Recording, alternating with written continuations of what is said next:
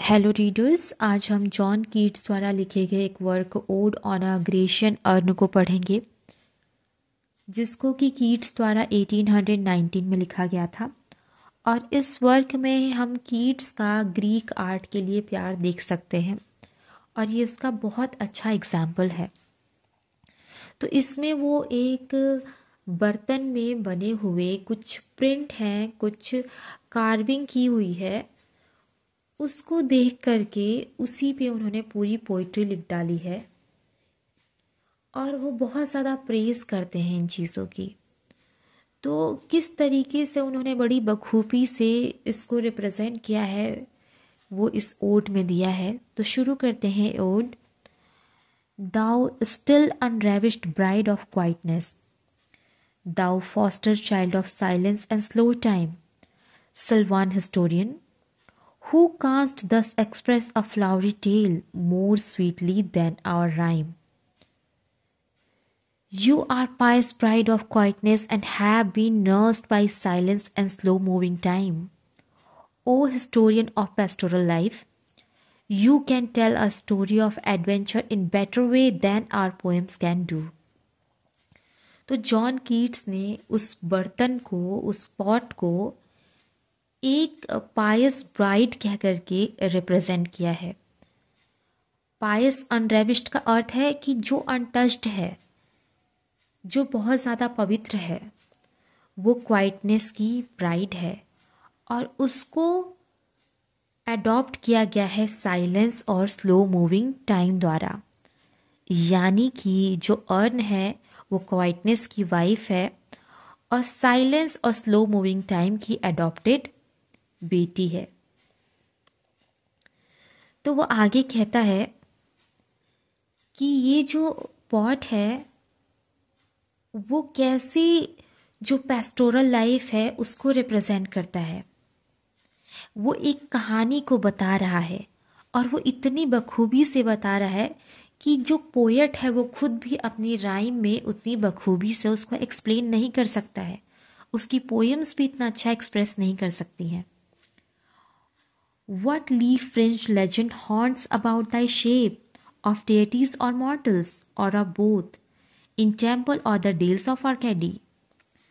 तो वो आगे पूछता है, What is that story depicted on you? Is it a story of god or goddesses, or human beings, or of both? Is it a story from the valley of Tempe or Arcady?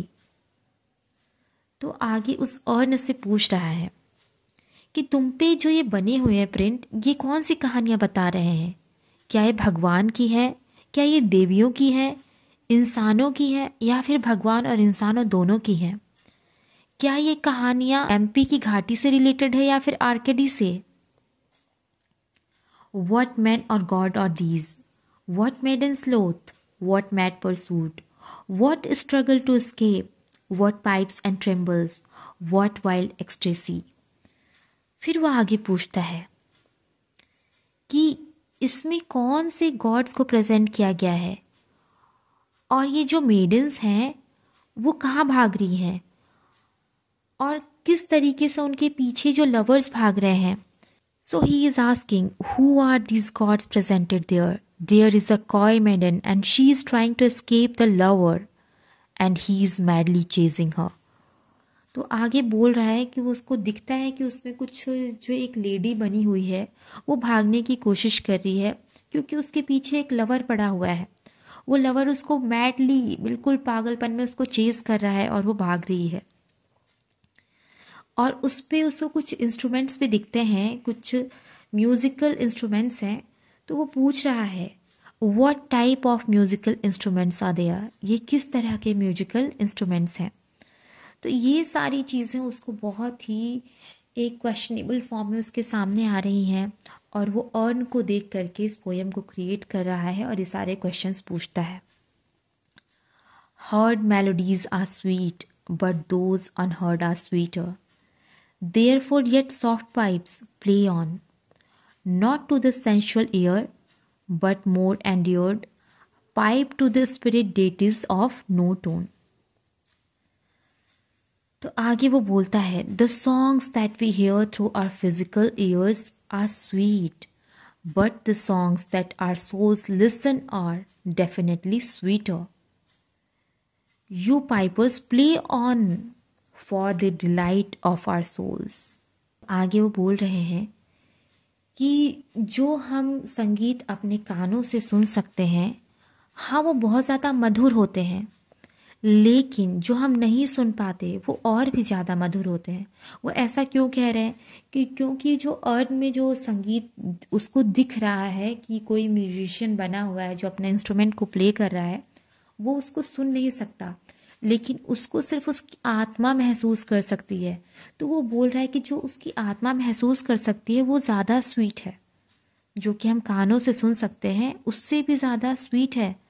तो फिर वो जो Piper बना हुआ है उससे वो कहता है कि तुम अपने संगीत को बजाते रहो और मेरी सोल को और ज़्यादा डिलाइट कर दो। Fair youth beneath the trees, thou canst not leave thy song, nor ever can those trees be bare. फिर वो बोल रहा है कि जो वो म्यूजिशियन है उसको अपनी सिंगिंग कभी नहीं रोकनी चाहिए, और वो जो ट्री है उसके पत्ते भी कभी नहीं झड़ेंगे।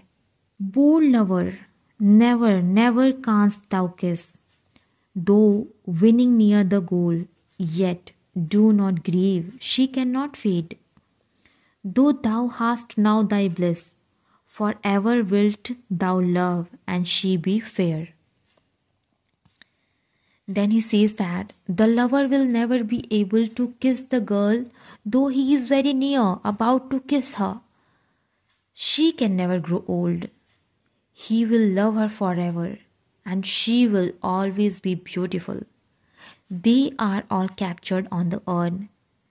क्योंकि ये सभी जो हमारे कवि बता रहे हैं जॉन कीट्स, ये सारी चीज़ें उस अर्न पे बनी हुई हैं और वो एक इमेजिनेटिव फॉर्म में सारी चीज़ों को रिप्रेजेंट कर रहा है। ये सब उसका इमेजिनेशन है, क्योंकि वो एक पेंटिंग है तो वो फेड नहीं हो सकती। अब जैसे कि आप अपनी कोई पिक्चर अपलोड करते हो फेसबुक वगैरह पे या फिर इंस्टा पे, तो वो एक इमेज वहाँ पे सेफ है। आप कई टाइम बाद भी चाहोगे तो वो इमेज वैसी ही रहेगी, सालों बाद भी वो पिक्चर वैसी ही रहेगी। तो इसी तरीके से वो अर्न पे जो बनी हुई पिक्चर्स हैं वो कभी फेड नहीं होने वाली हैं। फिर वो आगे कहता है कि लवर तो कभी भी उस बिलव्ड को किस नहीं कर सकता, लेकिन जो लड़की है वो कभी बूढ़ी भी नहीं होगी, और जो लड़का है उसका प्यार हमेशा के लिए वैसा ही रहेगा, कभी भी फेड नहीं होगा, और वो लड़की हमेशा ब्यूटीफुल रहेगी, क्योंकि ये सभी उस अर्न में कैप्चर है। अगर रियल लाइफ में होते तो लाइफ बहुत चेंजिंग वाली होती है। इतनी अप्स एंड डाउन आते हैं कि ये सारी चीज़ें एक जैसी नहीं रहती हैं, क्योंकि अभी यहाँ एक अर्न की बात हो रही है, तो ये सारी बातें वो ऐसी ही रहेंगी। They will not change. The boy will love her for ever and the girl will remain beautiful.